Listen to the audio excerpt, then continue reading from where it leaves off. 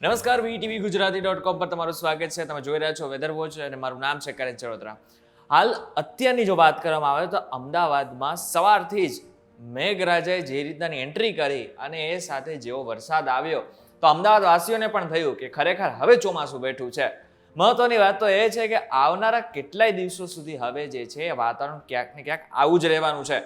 મહત્વની વાત તો એ છે કે અત્યારે તમે જે રીતનાનું વાતાવરણ જોઈ રહ્યા છો, ખાસ કરીને અમદાવાદ એટલે કે મધ્ય ગુજરાતની જો વાત કરવામાં આવે તો મધ્ય ગુજરાતમાં જો અત્યારે જે રીતના મેઘરાજાની એન્ટ્રી થઈ છે એની સાથે સાથે દક્ષિણ ગુજરાત અને એમાં પણ ખાસ કરીને આજના દિવસ પૂરતું ઉત્તર ગુજરાત એ મહત્વના એટલા એરિયાઓ છે, એટલા પાર્ટ છે કે જ્યાં એવા ઝોન છે કે જ્યાં આવનારા સમય દરમિયાન પણ હવે જે વરસાદ છે એન્ટ્રી ચાલુ રહેવાની છે. એમાં પણ ખાસ કરીને અમદાવાદ, એની બાજુમાં નડિયાદ, ધોળકા, મહેસાણા, હિંમતનગર, આ બાજુ ગોધરા, વડોદરા, નડિયાદ, બોડેલી, આ એવા વિસ્તાર છે કે જ્યાં ધોધમાર અને અતિ ભારે વરસાદ પડી શકે છે. એમાં પણ ખાસ કરીને દક્ષિણ ગુજરાતની વાત કરીએ તો અત્યારે જ્યારે વિડીયો શૂટ કરી રહ્યો છું ત્યારે એ દરમિયાન રાજપીપળા, ભરૂચ, સુરત, વ્યારા, નવાપુરા, અમોડ, ભરૂચ, આ બધા જેવા વિસ્તાર છે કે જ્યાં અતિ ભારે વરસાદ પડી શકે છે. એટલે કે આવનારા 4 થી 5 કલાકો આટલા વિસ્તારોમાં અતિ ભારે વરસાદ પડી શકે છે. બીજી બાજુ જો સૌરાષ્ટ્રની વાત કરવામાં આવે તો સૌરાષ્ટ્રમાં સુરેન્દ્રનગર, ચોટીલા, જસદણ, રાજકોટ, ગોંડલ એટલે કે રાજકોટનો ગ્રામ્ય વિસ્તાર, જામનગર, ભાણવડ, દ્વારકા, પોરબંદર, જુનાગઢ, વેરાવળ, ઉના, મહુવા, અલંગ, ભાવનગર, આયા વિસ્તારો છે કે જ્યાં છૂટો છવાયો વરસાદથી લઈને ભારે વરસાદ આજના દિવસ એટલે કે 29 તારીખ દરમિયાન પડી શકે છે. બીજી બાજુ જો કચ્છની વાત કરીએ તો કચ્છમાં હાલ પૂરતું તો એવું કોઈ વાતાવરણ નથી બની રહ્યું 29 તારીખ દરમિયાન, પરંતુ ગાંધીધામ અને રાપર એક એવા વિસ્તારો છે કે જ્યાં સામાન્ય વરસાદ પડી શકે છે. ફરી એકવાર જો ઉત્તર ગુજરાતની વાત કરીએ તો ઉત્તર ગુજરાતમાં હાલ જે સ્થિતિ બની છે એ પ્રમાણે વાત કરવામાં આવે તો હાલ જે છે ત્યાં સામાન્ય વરસાદથી લઈને થોડોક વધારે વરસાદ એટલા વિસ્તારોમાં પડી શકે છે. એટલે કે 29 તારીખ દરમિયાન અત્યારે મોટા ભાગના વિસ્તારોમાં રાજ્યના જેટલા પણ જિલ્લાઓ છે ત્યાં સામાન્યથી અતિ ભારે વરસાદ પડી શકે છે. સામાન્ય વરસાદ ક્યાં છે? કચ્છમાં, ઉત્તર ગુજરાતમાં. અને જો ભારે વરસાદની આગાહી કરવામાં આવે તો એમાં જો સુરેન્દ્રનગરની આસપાસનો જેટલો પણ વિસ્તાર છે ત્યાં મધ્ય ગુજરાત એટલે કે અમદાવાદ, વડોદરા અને નીચે દક્ષિણ ગુજરાત, સુરત, ભરૂચ ને રાજપીપળા, આ બધા જેવા જ્યાં અતિ ભારે વરસાદ પડી શકે છે. 30 તારીખે જ્યારે આપણે વાત કરીશું 30 તારીખે થોડુંક વાતાવરણ બદલી જશે અને જે સિસ્ટમ આગળ વધતી હતી એ થોડીક આગળ વધીને જે છે એ કચ્છ તરફ ફેંકાઈ જશે અને ત્યાં જે ભાડલી છે, ન્યારા છે, માંડવી છે અને ફરી એકવાર દ્વારકામાં જે રીતનાનો વરસાદ આવ્યો ત્યારે એ પ્રમાણે જોતા લાગે છે કે ફરી એકવાર વધારે પડતો વરસાદ આવી શકે છે. અતિ ભારે વરસાદ 30 તારીખ દરમિયાન દ્વારકામાં પડી શકે છે. દ્વારકાની સાથે સાથે સલાયા અને જામનગરના વિસ્તારોમાં પણ ત્યાં વરસાદ આવી શકે છે.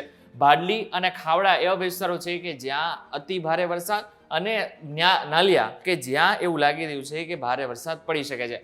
મહત્વની વાત તો એ છે કે સુરતને હજુ પણ રાહત મળવાના કોઈ ચાન્સીસ નથી દેખાતા, કારણ કે સુરતમાં છેલ્લા 15 દિવસથી થોડો કરીને વરસાદ આવી રહ્યો છે, પરંતુ હજુ પણ સુરતમાં સામાન્ય વરસાદ તો 30 તારીખે પણ દેખાઈ રહ્યો છે.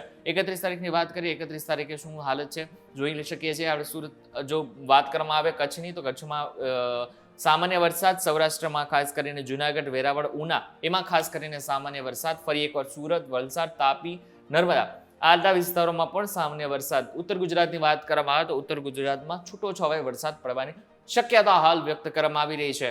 થોડુંક 1 તારીખ ઉપર પણ જોઈ લઈએ 1 તારીખે શું સિસ્ટમ બની રહી છે. 1 તારીખે જો વાત કરવામાં આવે તો મોટા ભાગના આમ તો જિલ્લાઓમાં આપણને સામાન્ય વરસાદ દેખાઈ રહ્યો છે. તમે અગર જોઈ શકો છો તો તમને જેટલા પણ બ્લુ પટ્ટા દેખાઈ રહ્યા છે એનો મતલબ એમ થઈ રહ્યો છે કે ત્યાં સામાન્ય વરસાદ આવી શકે છે. ભારે વરસાદ નહીં, અતિ ભારે વરસાદ નહીં, સામાન્ય એવો વરસાદ પડી શકે છે અથવા તો છૂટો છવાયો વરસાદ પડી શકે છે. એમાં પણ ખાસ કરીને જુનાગઢ, વેરાવળ, ભાણવડ, પોરબંદર, દ્વારકા, સલાયા, જામનગર, રાજકોટ, ગોંડલ, ચોટીલા, મોરબી, સુરેન્દ્રનગર આવા વિસ્તારો છે કે જ્યાં હાલ પૂરતો જે છે એ સામાન્ય વરસાદ 1 તારીખ એટલે કે 1 ઓગસ્ટના રોજ પડી શકે છે. 2 તારીખે એકવાર વાત કરી લે, 2 તારીખે શું સિસ્ટમ બની રહી છે. 2 તારીખે ફરી એકવાર 2 અને 3 તારીખે બંને તારીખ દરમિયાન હાલ જે છે એ સેમ જ વાતાવરણ રહેવાની સિચ્યુએશન બની રહી છે. પરંતુ જો એકવાર આપણે મધ્ય ભાગની વાત કરીએ આપણા દેશની તો એક સિસ્ટમ બની રહી છે કે જે ધીરે ધીરે જે વેસ્ટ બંગાળથી ધીરે ધીરે આગળ વધી રહી છે અને એવું માનવામાં આવી રહ્યું છે કે આ જે સિસ્ટમ છે તેની સીધી અસર 5 થી 6 ઓગસ્ટ દરમિયાન આપણા દક્ષિણ ગુજરાત અને ઉત્તર ગુજરાતમાં એની જે અસર છે એ થઈ શકે છે. મહત્વની વાત તો એ છે કે આ મોટાભાગની અત્યારનો જેટલો પણ વરસાદ આવી રહ્યો છે એ અરબ સાગર કરતાં અત્યારે બંગાળની ખાડીમાં જે સિસ્ટમ સક્રિય થઈ રહી છે એના હિસાબે અત્યારે મધ્ય ગુજરાત, ઉત્તર ગુજરાત અને દક્ષિણ ગુજરાતમાં વરસાદ આવી રહ્યો છે. અરબ સાગરમાં બનતી સિસ્ટમની હજુ સુધી એટલી બધી સારી અસર આપણને નથી દેખાઈ રહી, પરંતુ હા માનવામાં આવી રહ્યું છે કે આગલા 10 દિવસની અંદર એટલે કે 1 થી 7 તારીખ દરમિયાન ગુજરાતમાં મોટા ભાગના જિલ્લાઓમાં સાર્વત્રિક વરસાદ પડશે અને જે વિસ્તારોમાં હજુ સુધી વરસાદ નથી આવ્યો, આપણે બધાને ખબર છે કે ઉત્તર ગુજરાતમાં હજુ સુધી વરસાદ નથી આવ્યો, તો એ બધા વિસ્તારોમાં હાલ જે છે ત્યાં પણ વરસાદ આ 7 ઓગસ્ટ દરમિયાન આવી શકે છે.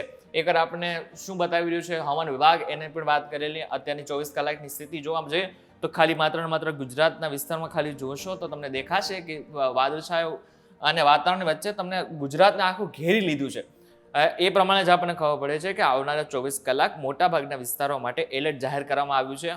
હવામાન વિભાગ દ્વારા પણ અત્યારે એલર્ટ જાહેર કરવામાં આવ્યું છે. એમાં પણ ખાસ કરીને મધ્ય ગુજરાત, ઉત્તર ગુજરાત અને દક્ષિણ ગુજરાતમાં સારો એવો વરસાદ પડી શકે છે. ત્યારે તમારા વિસ્તારમાં કેવો વરસાદ છે અમને ચોક્કસથી કોમેન્ટ કરીને ચોક્કસથી જણાવજો. વિડીયો થકી જો તમને કોઈ ઇન્ફોર્મેશન મળી હોય તો વિડીયોને લાઈક અને શેર જરૂરથી કરજો. તથા આવા જ ઇન્ફોર્મેટિવ વિડીયોઝ માટે VTVGujarati.com સાથે જોડાયેલા રહેજો.